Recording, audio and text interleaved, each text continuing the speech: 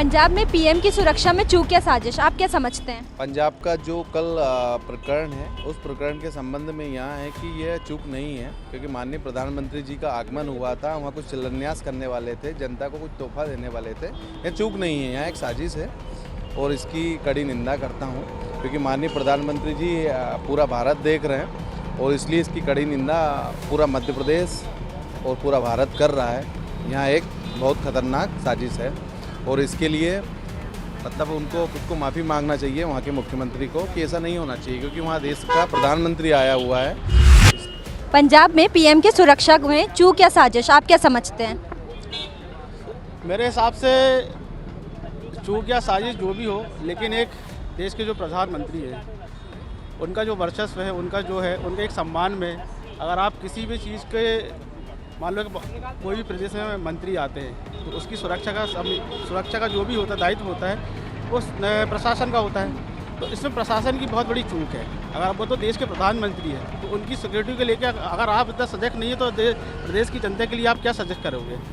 आप इसमें कांग्रेस बोले, भाजपा बोले, जो भी है, लेकिन वो देश के पहले प्रधानमंत्री है। अगर उनकी सुरक्षा नहीं हो पा रही तो प्रदेश की जनता की क्या सुरक्षा कर पाएंगे? पंजाब में पीएम की सुरक्षा में चूक या साजिश, आप क्या समझते हैं?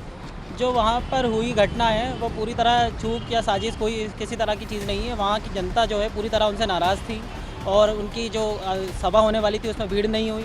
इसी को देखते हुए उन्होंने बीच रास्ते में ये निर्णय लिया कि हमें वहाँ जाने से ज़्यादा बेइज्जती झेलनी पड़ेगी, तो उन्होंने ये कार्यक्रम को इस तरह से बता दिया कि ये साजिश है।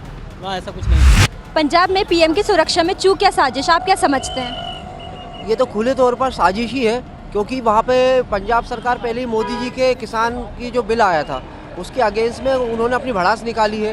या कुछ ये भी कह सकते हैं इतनी बड़ी सुरक्षा में चूक कैसे हो सकती है, क्योंकि हमारे भोपाल में राजधानी में भी मोदी जी आए थे, उसकी सुरक्षा अलग थी। पूरी सुरक्षा की 2 दिन से पहले तैयारियां चल रही थी, लेकिन इतनी भीड़, इतने लोग कैसे आ सकते हैं? ये तो खुली तौर पर साजिश है और ये मोदी जी को कहीं ना कहीं नुकसान पहुँचाकर वो कहीं ना कहीं भाजपा को नुकसान पहुँचा के अपनी राजनीति करना चाह रहे थे, इसलिए वो राजनीति ही कर रहे थे। पंजाब में पीएम की सुरक्षा में चूक या साजिश, आप क्या समझते हैं?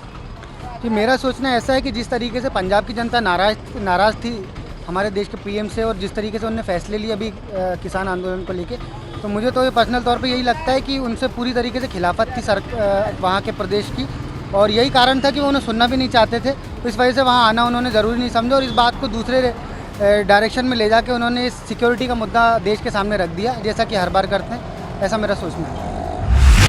पंजाब में पीएम की सुरक्षा में चूक या साजिश, आप क्या समझते हैं?